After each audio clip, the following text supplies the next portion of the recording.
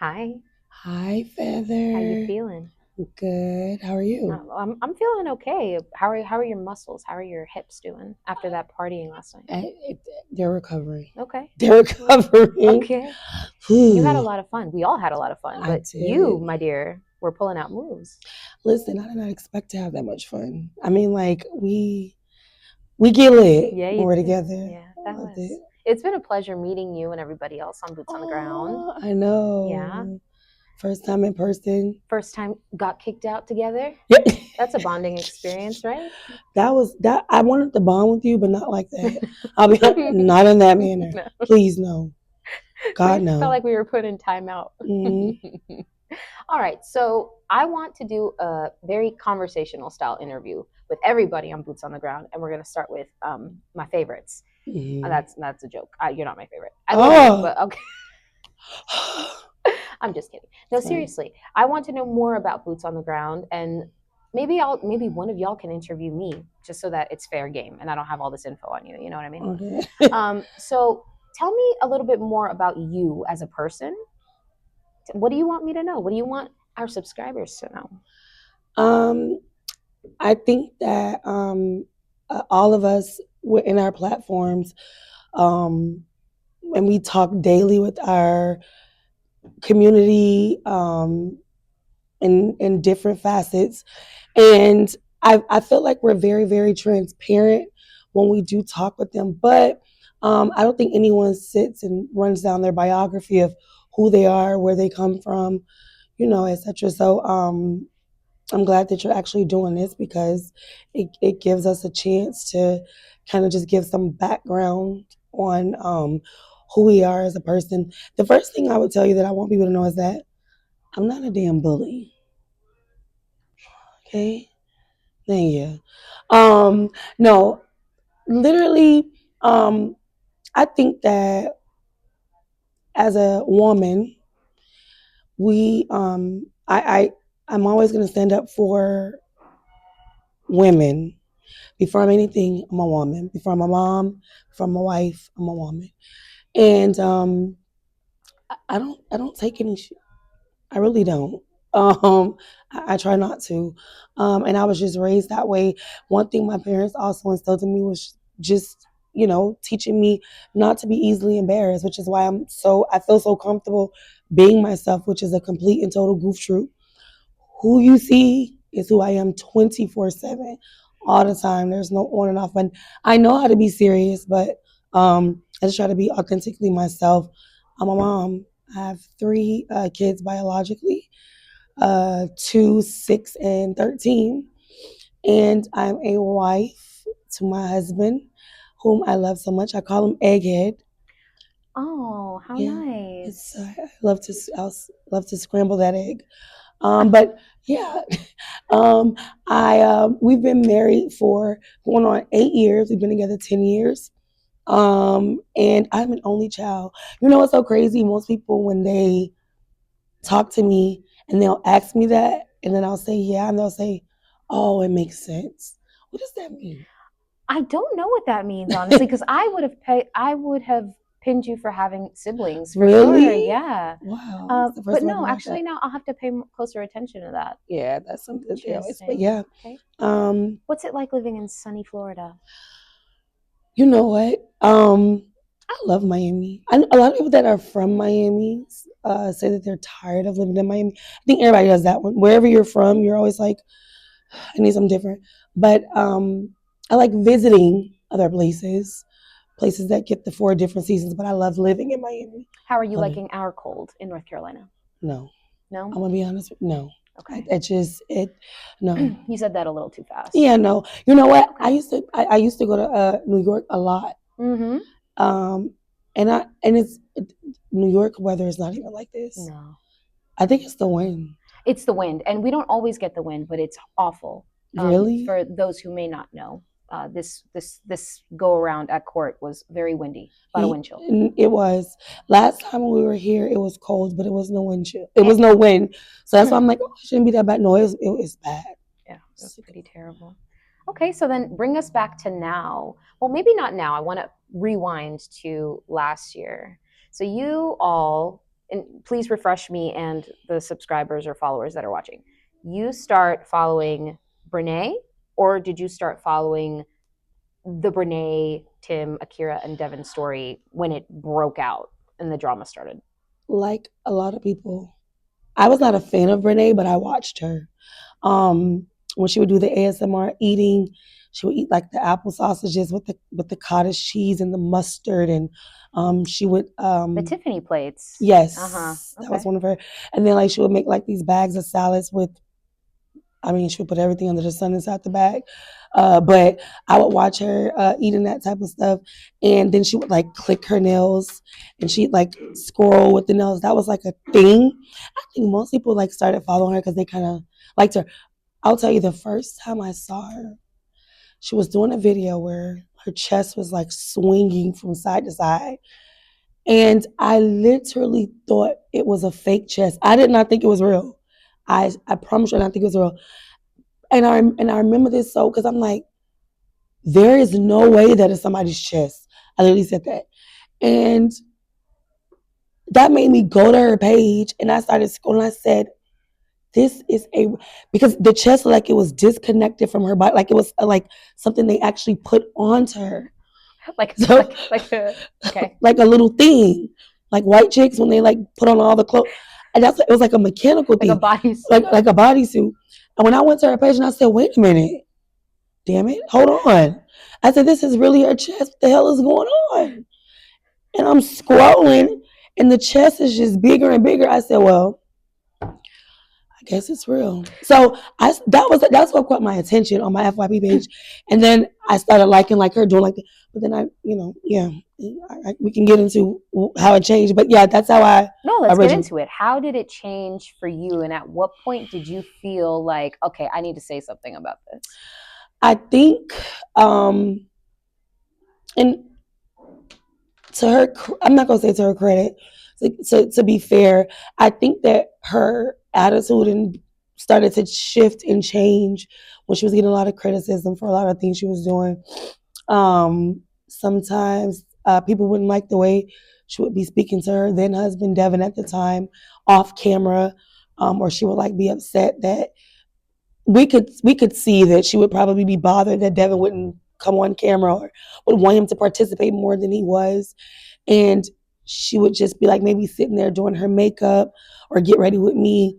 And she would see like a comment of someone saying something negative and she would just like, just do this little face like, so don't watch me. And it kind of progressed from there. And I think just from, everyone that used to be okay with your content in the beginning, that's what shifted from what I see. That's what shifted for everybody. Her attitude, her demeanor, it changed. Yeah, for sure. So now we fast forward, all of a sudden back to her content. Her content style has definitely changed since that rupture began. A But complete. like you mentioned, you're starting to see a shift. She's no longer just interacting with people that like her nails or don't like her nails. Because let's be honest, Brene has faced criticism from the very beginning, right? A Absolutely. lot of people were intrigued by I can speak for myself here, intrigued by the fact that she was so confident in her style, in her look, and exposed that and didn't really care, right? She seemed unbothered. But then now there are a lot of attacks on her character because now there's this mistreatment supposedly of her spouse. Then we're Hmm. shifting into not wait, now you're not married to him, you're divorced, were her Hmm. words. And then now there's another character. How Hmm. did you feel when you saw that shift and you realize who the new man is? I, like everyone else, had to slowly put certain pieces together of how everything transitioned. Um, and it happened, I wouldn't say swiftly, but I mean, you could literally before your eyes see the gradual change in behavior. And she just became more and more frustrated when she would go live or do videos. She would become more and more combative with comments. I remember some people in the comment sections would be saying, well, you're only paying attention to the negative comments. People are saying nice things about you, but you're not responding to that. And I think that I feel that she probably noticed that the more combative she was, the more aggressive she was, the more people were watching, her views were probably going up. And so she shifted towards that because controversy, combativeness, I guess, in her mind sells. And so I would think that that was her reasoning for the shift. And I think that um, as people saw her change, as time went on, and it became more and more evident that she was going to be an aggressive creator, and she was. I mean, it literally shifted completely from what it was in the beginning, all the way into everything was just rolling eyes and mad and upset and just about everything. Um, Everybody just got turned off. It was, I mean, like literally just turned off. And then it became to a point where she couldn't do anything. I mean, even something that once when she did before, now just her saying, doing, walking, eating, anything turn people off. Right. Do you think that if somebody brings their personal business on the internet, their family business onto the internet, that gives people the right to opine on their personal lives? I think that social media, being on social media, is not a requirement for you to be alive. Mm-hmm. It's not a requirement for you to function during your day. It's a choice. You have a choice, right? So, especially if you are at a place where you feel you want to be a creator. So that's even a step above just being on social media. You want to kind of do a thing on social media. And so you definitely open yourself up to criticism. Myself, boots on the ground, you know, being content creators. For a while, I didn't even want to call myself a content creator. I didn't take myself seriously as a content creator. I just wanted to kind of do my thing. I talked when I wanted to talk, didn't talk when I didn't want to talk. And I would just, I mean, literally, as time went on, I would see more and more people wanting to hear from me when certain things would happen originally with this Brene situation. And so obviously I'm sure we'll get into it with court and everything. But as court happened and it was getting closer to trial and stuff, I kind of got pushed into that role. Nobody forced me to go into that role. I could have said, no, this is not what I want to do. I'm not interested in, being out there on the forefront. Let me back up. Let me just lay low and me talk about something else. I can post about my, whatever, and not receive, as much scrutiny. But I decided to move forward. And so, again, being a content creator, being on social media is a choice. And even with some of the scrutiny that I've gone through, I feel like even though you don't like it, it's fair game. We'll get into the other stuff, obviously the doxing stuff later, but getting into this type of stuff, doing just having a personal business out there, it comes with it. Yeah. It comes with it. So let's fast forward to 2024, right? Mm-hmm. A lot of things are playing out online. Mm-hmm. So we've got Brene announcing her split. All of a sudden, this unit of friends that she was blogging with all the time everything is falling apart. Now we're finding out that Tim has entered all of the content, or he's entered the stage. I'm sorry. How are you feeling as somebody? When did you actually start commentating on what you were seeing online? Oh goodness, please don't make me lie to you. I'm so serious. I don't really remember. I just remember as the shift began to happen with her getting more aggressive and it starting to turn me off. I started to look at her in a different light, which everyone did. And so at one point I unfollowed her because I couldn't even stand to see the content whatsoever. And then I would see things come through my FYP page and people would just, put certain videos together. And I remember Devin's video. I didn't even know Devin had a TikTok. I didn't know he had anything. I saw Devin's car video come through my FYP where he was talking about what happened because for a lot of us, we never saw Devin. He wasn't a very vocal person on social media. And when I saw that, that is where I was like, oh, so this is what's going on. Obviously, as we all know, Brene likes, someone say she lives in an imaginary world where reality doesn't exist. And so we heard from Devin, and Devin being a person that we didn't normally hear from, obviously people are going to listen because he was not a very vocal person. And we always assumed that Devin kind of didn't want to be on camera, didn't really want to be out in the forefront. So for him to be making a video, something very serious must be going on. And when we heard that video, I was like, oh, okay. So then that's kind of what kind of got me to the point of like, let me listen and tune into really what's going on. And I mean, it just went downhill from there. Yeah. Okay, so then let's fast forward again. We find out that Akira is going to be suing Brene for alienation of affection. When you first heard that term, what would you think about it? I know Florida doesn't have that tort. First, I thought alien. What happened with an alien? I'm just being honest with you. An affectionate alien. An affectionate alien. What happened with that? But I to be honest with you, I didn't understand what was happening. I would see Brene make video, the famous video when Brene spoke about well, let me rewind for a second. We would see Devin, Brene, and Tim together. I was lost. Like, where does he fit in? But the pieces weren't getting put together for me at that moment. I'm just like, okay, where does he come from? And then I would see Brene and Tim in the front seat, Devin in the back seat, and I'm like, that's weird because okay, cool. Once I saw that Devin kind of was moved out, and it was Tim and Brene, and then I see this, and I'm like, wait a minute.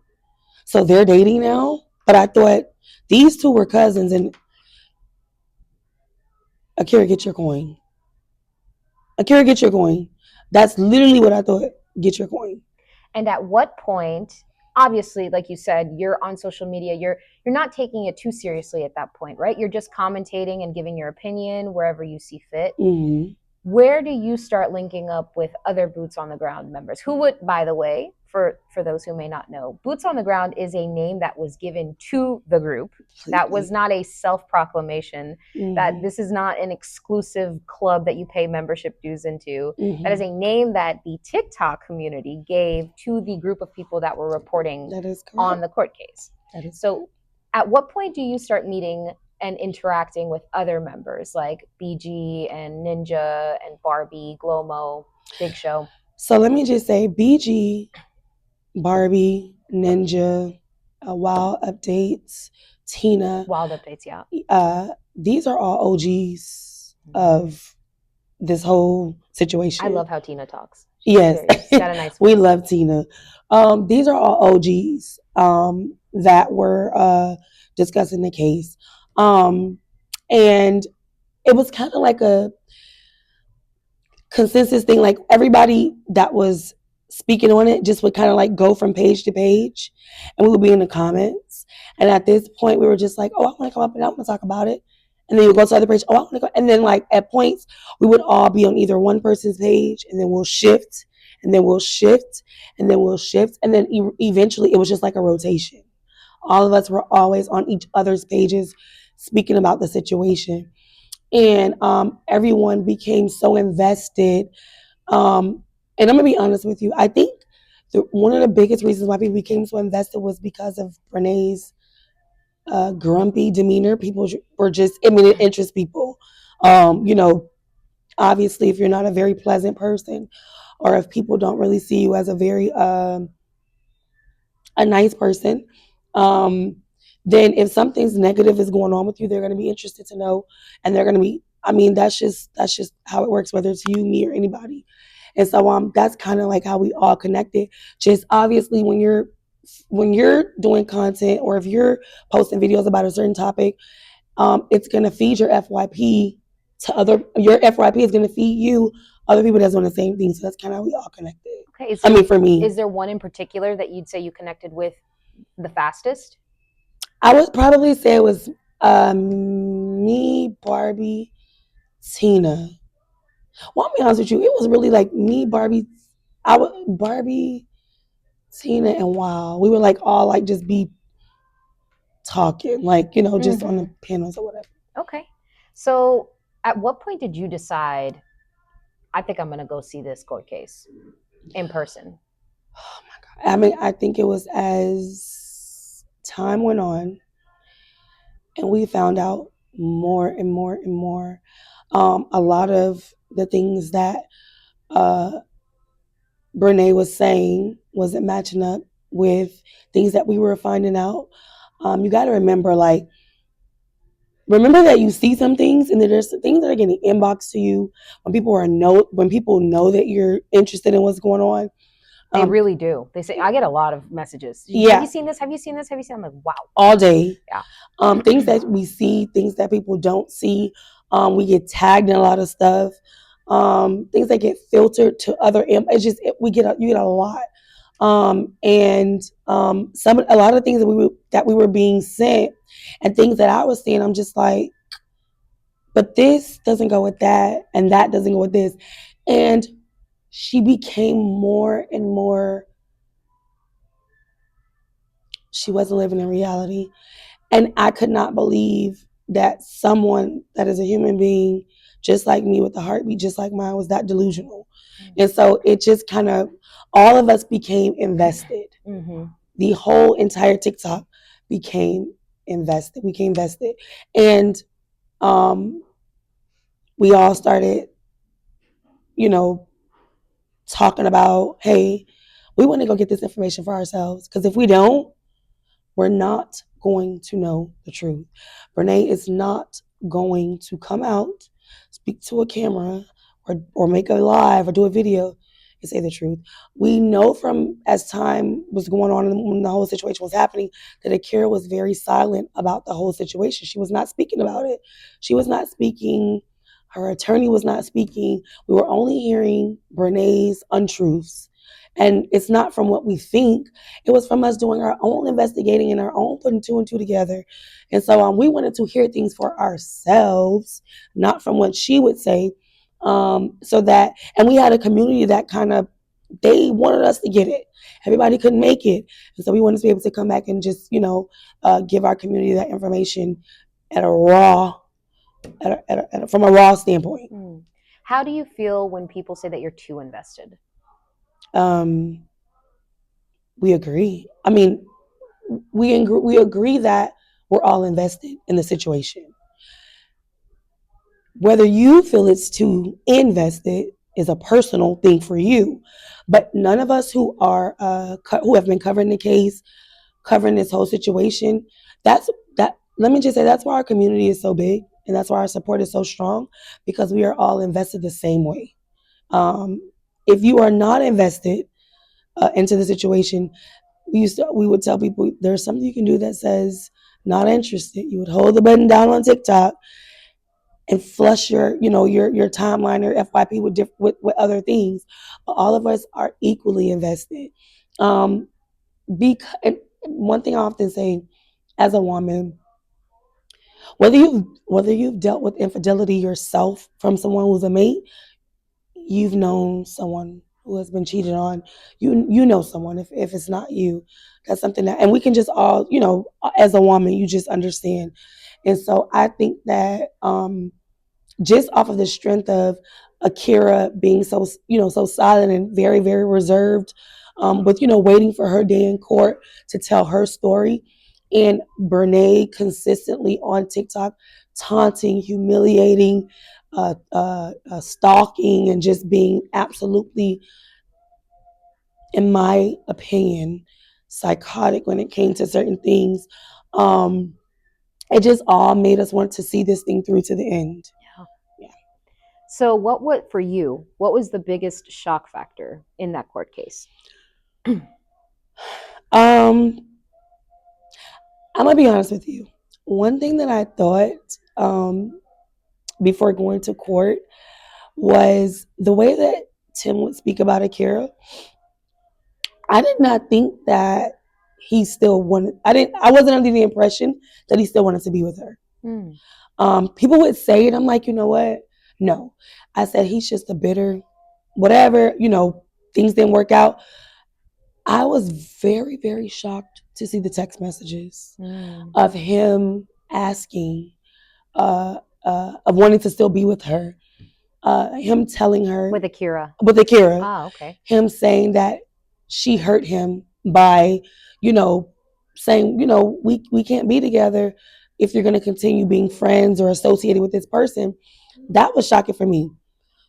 That was not the top thing, but it was a very, very, very, very, that was a wreck. I was like, oh, okay. Not that I thought it was impossible. It's just, I mischaracterized his behavior. The number one thing that was the shocker for me was just how low Brene and Tim had brought themselves, and just how disrespectful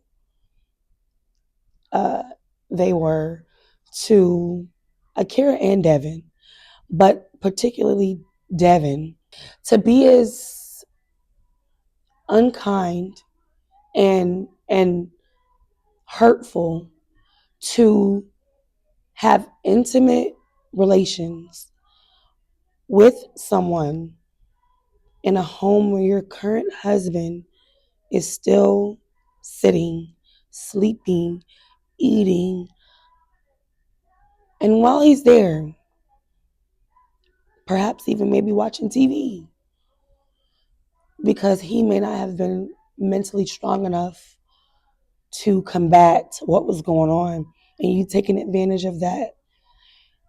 And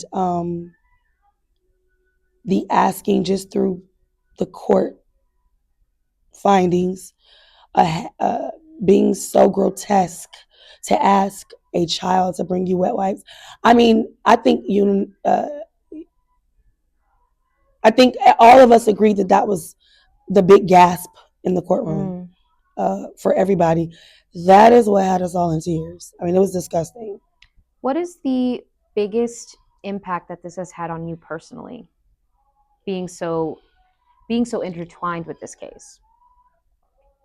I think that it has really, really, really brought me even more so to being a girl's girl and uniting like with other women, sisterhood. I'm gonna be honest with you.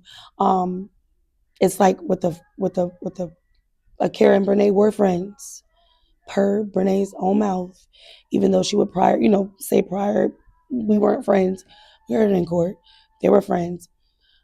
With seeing how she betrayed a friend, I think pushed me to want to be friends with the sisters in in our community, and just to be an ear and a voice and a just go lock hip with other women. That has pulled me. I mean, it's pulled me in. Like, I mean, our community is so big, full of strong women that have gone through the same thing, and I think that's why we just all were so vested. Yeah. And I think that's one of the most impactful parts of our lives, and that's why those panels are so important. I've been on one of your lives before, just not on the panel itself, but listening in. You, BG, I think even Glow has had several women who, to this day, even though they witnessed the infidelity of their fathers, their grandfathers, and how even as they were much older adults it would still bring tears to their eyes, and they'd be saying, this still triggers me because I had a mother who experienced this, or I experienced it. And it affects not just, I think this is something that a lot of people have started to really echo, not just the adults in the story. There are two kids that are a part of that story.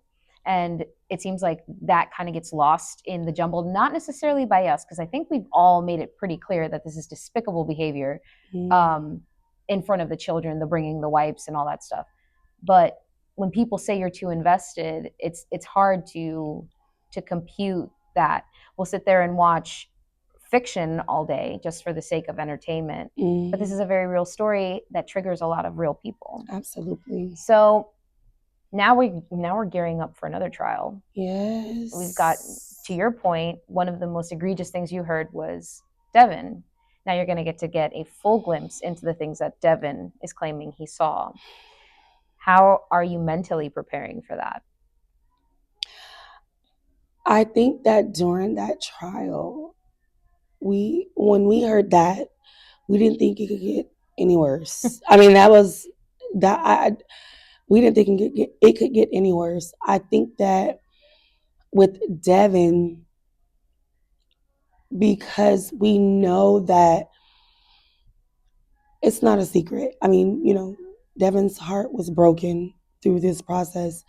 I think that is going to be extremely heartbreaking just to hear how he has been affected uh, by this infidelity, betrayal of trust, and a lot of dealing with a lot of mental emotions and things of that sort. And so I'm trying to prepare myself mentally to hear the worst, prepare my mind to know that I'm going to hear the worst. I try to think of all types of things that he might say to kind of get my mind prepared for it, but I don't think you can. I don't think, we we we won't know until we hear it for ourselves, but I definitely try to just like, Lord, what could he tell us that could be the worst of the worst, Right. so that I can prepare my mind so that I'm not bawling inside of the courtroom Yeah. while listening to this. And I mean, that's really a lot of times, a lot of people say, you prepare for the worst, hope for the best, but that's just, it's no other way to do it. All right. Well, grab your drink.